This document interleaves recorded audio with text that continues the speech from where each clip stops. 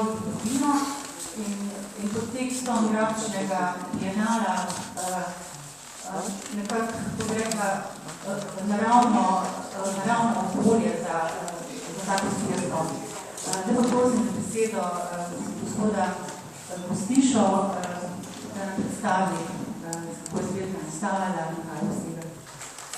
Ne boste me preskočili, kajti na vrsti sem jaz, ki naj bi slovesno v imenu Slovenske akademije znanosti in umetnosti odprl to razstavo in sicer sem si zamislil vso stvar tako, da najprej nekaj besed rečem o dr. Lojzetu Gostiši, ki ga največ vsi dobro poznate, vendar pa ne v tisti meri, kot boste zdaj iz mojih ust slišali nekaj besed, ne bo veliko časa vzelo. Kasneje bo pa on kaj več povedal tudi o tej razstavi in tudi o svojih direktnih izkušnjah v zvezi na tem področju likovne umetnosti, s katero se ukvarja že vrsto let in pa še posebej v zvezi z Valvariano, za kar je posvetil toliko celo desetletja svojega življenja. Življenjsko delo dr. Lojzeta Gostiše na področju umetnostne in kulturne zgodovine govori o nenavadno ustvarjalnem in delovnem človeku, ki ga odlikuje izjemna prizadevnost in strokovno pronicljiv pogled na slovensko umetnostno tradicijo od Valvazorja preko Izidorja Cankarja in Franceta Miheliča do strnenega korpusa slovenske sodobne grafike, s čimer se nocoj tudi srečujemo. Ob tej priložnosti je še posebej treba poudariti njegove zasluge za publiciranje temeljnih spisov Izidorja Cankarja, recimo vod v likovno umetnost, sistematika stila, potem na vse tri dele likovne umetnosti v Zahodni Evropi in na londonski dnevnik, vse to je seveda izpod peresa Izidorja Cankarja. Drugič, za velike in izjemno odmene razstave o Plečnikovem delu v Ljubljanski narodni galeriji 1986, pa v pariškem Pompidujevem centru in v Pragi. Vse so opremljene z izčrpnimi in strokovno več kot korektnimi informativnimi katalogi. Tretjič, za prezentacijo, dokumentacijo in razumevanje umetnosti Franceta Miheliča. Velika 3D-na monografija o njem in seveda tudi mnogi razstavni katalogi.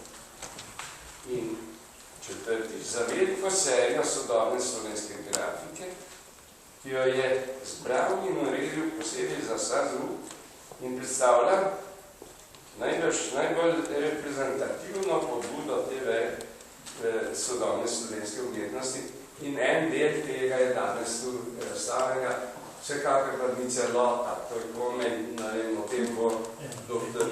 Gostiša kasneje, ker je več povedal, 1/3 smo slišali.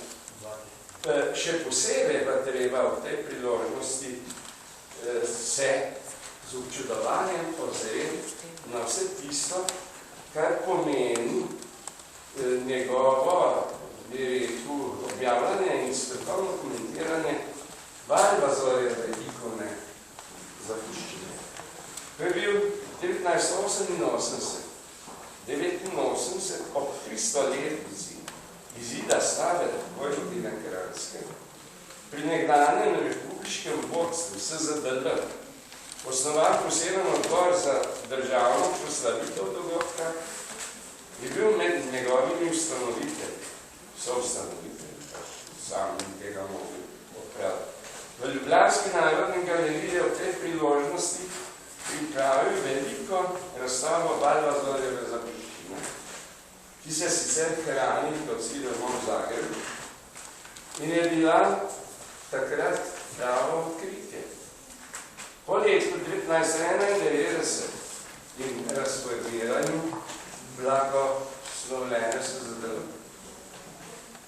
je tudi se je po njegovem prizadevanju delo do tedanjega odbora Gora preneslo v Sazu. Časoma je bila pod njeno streho ustanovljena posebna fundacija z Valvazorjevim imenom. V njenem okviru pa so v seriji šle velika grbovna knjiga z 2700 pomisleno različnimi tukajšnjimi in evropskimi grbi, Valvazorjeva skicirka za kranjsko topografijo, katalog Valvazorjeve knjižnice, spominska knjiga Ljubljanske plemiške družbe Svetega Bizme, vsi poznamo ta dogodek, ki se je zgodil niti ne kot daleč nazaj, in kot peronski umetnostni in zgodovinski spomin, Valvazorjeva zbirka grafik in ris, imenovana ikonoteka Valvazorjana, v 17 obsežnih zvezkih, to niso zvezki, to so debele knjige, vezane v belo platno, ki si jih lahko ogledajo največ ali na Sazu, ali v knjižnicah. Slovenske knjižnice imajo vse 50 izvodov, 100 izvodov je primerkov na napisani, 50 je ostalo v Sloveniji, 50 pa za zunaj. S tem sem jaz pravzaprav svojo besedo v počast gospodu Gostiši zaključil. Moram pa omeniti še to, da je se predsednik akademije dr. Jože Trontelj opravičil in zato sem jaz namesto njega za te mikrofona ob otvoritvi te razstave besede, ki sem jih pa zdaj povedal, sem pa povzel po utemeljitvi dr. Matjaža Kmecla, kakršno je napisal za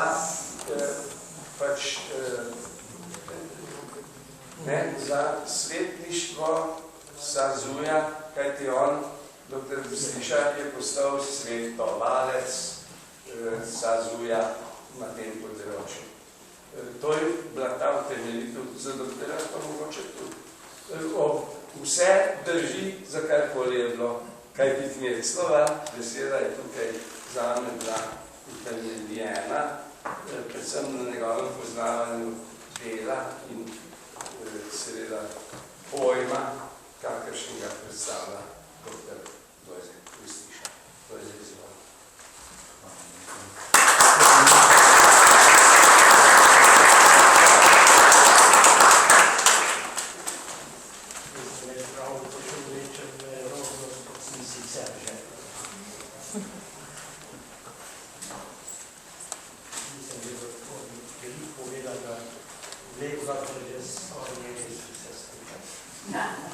Spoštovane gospe, spoštovani gospodje. Doslej še nisem pripravil razstave, ki mi bi bila tako ljuba in draga, ki bi me tako do kraja zavezala svojo izjemno pomembnostjo, kakor me prav nocojšnja. To je razstava, ki nedvomno izpričuje širok in hkrati skrbno odbran pregled slovenske moderne grafike, kakršnega bi težko srečali v pretečenem polstoletju njenega občudovanja vrednega razvoja. Zato mi dovolite, da se prepustim ljubiteljsko fotožuvetvenemu občutju in z nekaj besedami poudarim svoje čustveno odzivanje na to grafično umetniško sporočilo. Rekel sem čustveno in pri tem odpisal vse predsodke racionalnega modrovanja in vse neljube pomisleke preteklega gledanja na moderno umetnost, ki nam preprečuje, da bi sproščeno vstopili v čisto likovno govorico. Ta govorica zahteva, da vanjo preniknemo neobteženi z utečeno tradicijo, ne glede na to, ali so dela upodobitve predmetov ali abstraktno svobodno. Povrhu je to tudi grafično izražanje, ki pomeni nekakšno vzporednico slikarstvu. To, da drugače kakor pri slikah na platnu ali papirju, na katerih lepoto podobe umevamo najbolje spogledamo daleč, nam grafika s svojimi odtiski ponuja dodatni užitek. Poleg celotnega pogleda in oddaljenost je posebna paša za oči, ko od blizu z nekakšnim sprehajanjem po miniaturnih dražljivostih tiskov doživljamo še povečano dojemanje avtorjevega oblikovnega rokopisa. Miha Maleš mi je nekoč pripovedoval o svojem doživljanju grafične umetnosti, o lepoti in čaru tistega skrivnostnega trenutka, ko umetnik na odtisnjenem listu papirja zagleda prvi poskusni odtis. Grafika zagotovo ni likovna zvrst, ki bi že po tradiciji zaostajala za vse obvladujočim slikarstvom. Morda je to nekdaj res bila, a si je do danes priborila ustvarjalno enakopravnost, da uspešno tekmuje s slikarsko produkcijo. Zato se ne čudimo, da so si jo pri mnogih umetniki izbrali za svoj življenjski medij izražanja. Omogočila jim je da skozno identično izpoveduje sebe, a s tem tudi čas, ki ga živijo. To pa je največ, kar more dati katerikoli izrazni medij. Izpovedati notranje vsebinske nuje v skladu s svojim vlastnim kreativnim značajem. Tudi mojstri naše razstave so v polni meri to potrjujejo.